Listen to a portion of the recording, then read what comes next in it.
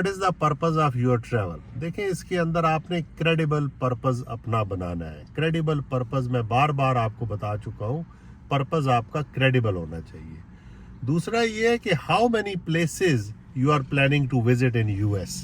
یہ بھی بہت امپورٹنٹ کوشچن ہے. اس سے بھی اس کو اندازہ ہوتا ہے کہ آپ کتنے سنجیدہ ہیں, کتنے سیریس ہیں, اور کتنے آپ امریکہ کو سمجھتے ہیں جو پلیسز آپ نے وزٹ کرنی ہے.